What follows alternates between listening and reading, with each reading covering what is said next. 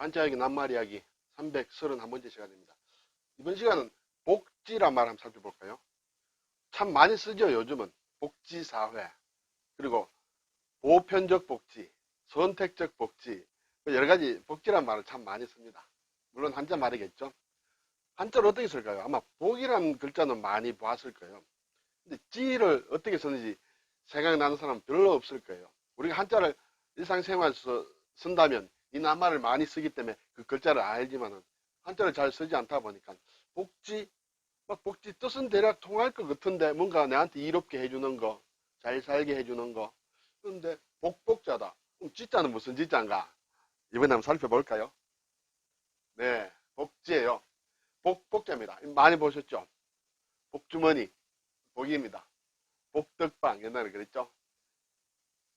지도 복입니다. 복자, 복지자요. 별거 아니에요. 둘 다 복입니다.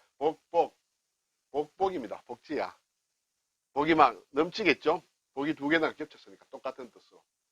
자, 그런데 이 두 글자 다 보일시변입니다. 보일시라는 것은 우리가 부숫자에서 봤습니다만 신에게 드리는 제단의 모양이다. 이렇게 얘기하는 학자들이 많이 있습니다. 그래서 신과 관련된 것입니다. 이 글자가 들어가면 주로.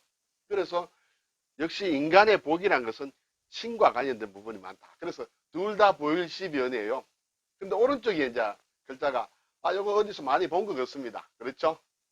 물론 복자에서 봤습니다만 다른 글자에도 많이 씁니다. 뒤에 나오겠지만 이 글자를 잘 외워두시기 바랍니다. 그리고 지에도 이것은 부수에 나오는 것이므로 물론 자주 본 것입니다. 발음도 지고 그렇죠? 그래서 이 발음도 영향이 됩니다. 자, 그럼 위에는 보면 왜 복이라고 하느냐? 신에게 신 앞에 제사를 지낸다 할 때 이것은 술이 가득 든 술병의 모양이다. 이렇게 제가 말씀을 드릴게요. 한번 볼까요? 네, 이런 모양이 가득하다는 복이에요. 배불뚝이 이게 술통입니다. 신에게 제사를 지낼 때는 술이 꼭 있어야 되겠죠. 어쨌든 큰 배불뚝이 이렇게 가득 든 그러한 술통의 모양이다. 이래서 가득 든다. 그래서 신 앞에 제사를 지내니까 신이 복을 주겠죠. 가득 주겠죠. 그래서 복이다. 자, 그런데 같은 뜻의 복인데 이거는 발이에요. 거칠지예요. 이거는 좀 이해가 쉬운데 복. 이것은 신이 나에게 와서 멈춰 있는다는 것이에요. 신이 나에게 온다. 아주 복을 준다. 그런 것이 되겠죠. 이 발을 뜻하는 발지는 발은 걸어가는 경우에도 쓰이고 멈춰 선 경우도 쓰입니다. 그렇죠. 발이란 것은 걷기도 하고 가다가 또 멈춰 서기도 하죠. 그래서 거친다. 머문다는 뜻이에요. 신이 나에게 머문다. 신의 은총이 나에게 머문다. 이렇게 봐도 되겠죠. 그러면 이제 복지의 진짜 확실히 알겠습니다. 그렇죠? 그렇지만 거의 쓰이지 않아요. 거의 쓰이지 않습니다. 뭐 용례로 보면 복지 정도 쓰입니다. 그래서 이제 시험에 나오더라 읽을 수는 있겠죠. 그 눈치껏 진짜가 있으니까. 그렇지만 또 모르죠. 틀릴 수도 있겠죠. 자, 복지 국어사전을 보니까 복입니다. 그냥 복과 복, 행복한 삶이다. 이제 사람들이 낱말의 뜻을 조금 이렇게 부드럽게 만들었죠. 그리고 행복하게 살 수 있는 사회 환경이다. 그렇죠. 지금 우리가 많이 쓰는 그러한 복지 사회, 보편적 복지, 선택적 복지 할 때 씁니다. 이것은 복지라고도 하고 같은 글자를 이거 앞뒤를 뒤집어서 지복이라고도 합니다. 지복. 거의 쓰지 않죠. 그렇지만 사진에 나와 있습니다. 이 지자는 복지나 지복 외에는 거의 쓰이지 않습니다. 우리 생활 속에. 자, 이 지복이라고 하면 이런 글자도 있죠. 지극하다, 이르다, 지극한 복, 그 위에 더 없는 행복이다 할 때 지복이다. 정말 더 이상 뭐 바랄 거 없는 그런 상태를 지복의 상태다 이렇게 볼 수가 있겠죠. 자, 앞에서 제가 이 가득할 복자가 원래 이런 그림에서 관련된 것이다 이렇게 봤습니다. 그러면 이것이 들어가는 이게 상당히 중요한 글자예요. 많이 나옵니다. 이 글자 나올 때마다 이거 생각 모양이 거의 같습니다. 그렇죠? 관련된 글자를 한번 보겠습니다. 복자 봤습니다. 행복이다, 뭐 복지다 굉장히 많이 씁니다. 만복이다. 네. 자, 근데 또 재밌는 글자가 있어요. 여기 앞에 가득할 복 앞에 이 술의 글자를 넣습니다. 그러면 바퀴살을 얘기합니다. 바퀴살 복이라고 합니다. 또는 바퀴살 폭이라고도 합니다. 같은 글자인데 발음이 두 개입니다. 뜻은 똑같은데. 자, 여기에는 차에 이 복자 자체가 사실 좀 둥글다고 볼 수 있겠죠. 그러면 우리가 술에도 이렇게 둥글죠. 술에 둥근데 보면 이렇게 살이 있습니다. 이렇게 바퀴 살이 있죠. 이것을 나타내는 글자가 이것인데 나타내는 방향에 따라서 두 가지로 나타냅니다. 정말 재미있는 글자예요. 자, 우리가 태양이 지구로 태양열과 어떤 빛을 보내죠. 그때 태양의 복사열이라 그럽니다. 그때 쓰는 것이 이 복사입니다. 복사라고 할 때 이 글자를 써서 복이라고 읽을 때는 가운데 중심 수레의 축에서 밖으로 나가는 방향을 이르는 말이 복이에요. 복, 바퀴살 복입니다. 자, 그런데 이것이 폭으로 읽는 경우가 있어요.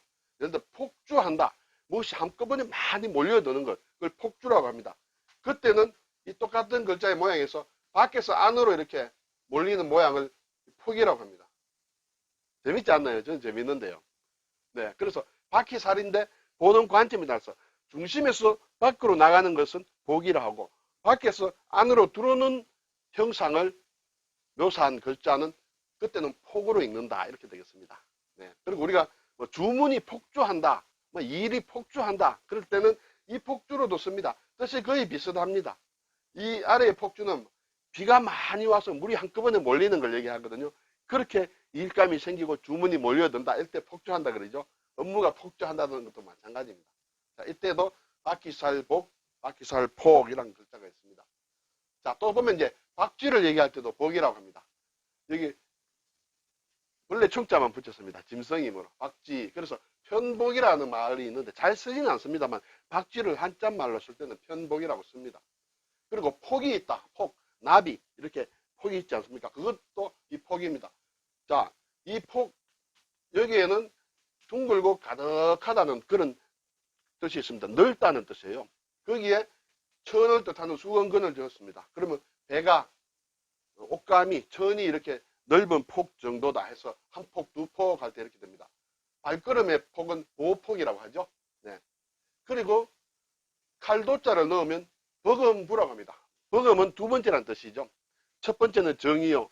두 번째는 부라고 합니다. 정부.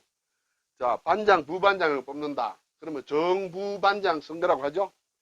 대통령과 부통령을 뽑는다 하면 정부통령 선거라고 옛날에는 우리나라에 부통령이 있을 때는 그렇게 불렀습니다. 정부통령 선거 할 때는 정은 대통령이요 부는 부통령이다. 두 번째라는 그런 뜻이 되겠어요. 왜 이것이 두 번째라 하느냐? 이것은 술통인데 결국은 술통이지만 또는 어떤 재물이라고 볼 수 있습니다. 제사에 지는 재물을 칼로 이렇게 자른다는 것이에요. 칼로 잘라서 내면 하나가 생기고 두 개째 생기겠죠. 하나는 예를 들어서 첫 번째로 하면 두 번째, 두 개가 생겼다 해서 두 번째다. 그렇게 얘기도 합니다. 그리고 어떤 사람들은 여기에 술통에 옆에 칼이 붙어 있다. 글쎄요. 술통 옆에 칼을 왜 붙이는지는 몰라도 그렇게 설명하는 학자들도 있습니다. 그래서 붙어 있는 부속품이다. 그렇게 해서 버금부 주된 것이 아닌 어떤 부속품 따라 있는 것이다 하는 그런 뜻으로 버금부를 합니다. 가멸부, 가멸다는 것은 부하다 그런 뜻이에요. 그래서 집 안에 이렇게 술통이 큰 술통이 있다. 그러면 부자의 모양입니다. 네. 부귀 이렇게 되겠죠. 자, 그래서 이 글자가 상당히 가득할 복자가 상당히 중요한 것을 알겠죠. 네. 자, 이제는 복지에 지자에 이렇게 그치지 발지자가 나왔습니다. 그 중에 몇 개 한번 제가 가져와 봤습니다. 여기에서 다 발지자가 붙어 있습니다. 또 부수도 발지자입니다. 여기에 발을 정자 안에 이게 부수가 발지자예요. 발로 가다가 딱 받는 선에서 멈추는 것을 얘기합니다. 무기로 할 때 무도 여기에 이것입니다. 창을 들고 가다가 딱 멈추느냐 계속 가느냐 뜻이 이제 해석을 두 가지로 합니다. 자, 이것이 부수가 되겠습니다. 이것은 발 하나 아래도 발이에요. 사실은 이렇게 대칭이 되는 건데 모양이 조금 바뀌었는데 그래서 발을 한 번, 두 번 걷는 것을 보라 그럽니다. 한 걸음 뛰는 것이 아니고 한 걸음 뛰고 다시 한 걸음 더 뛰는 걸 보라 그럽니다. 왜냐? 발이 두 개이기 때문에 그렇습니다. 자, 이것은 이 차자예요. 사람이 넘어졌는데 바로 발 앞에 넘어졌다. 이것이다. 해석들이 좀 많습니다만. 이 치자, 예.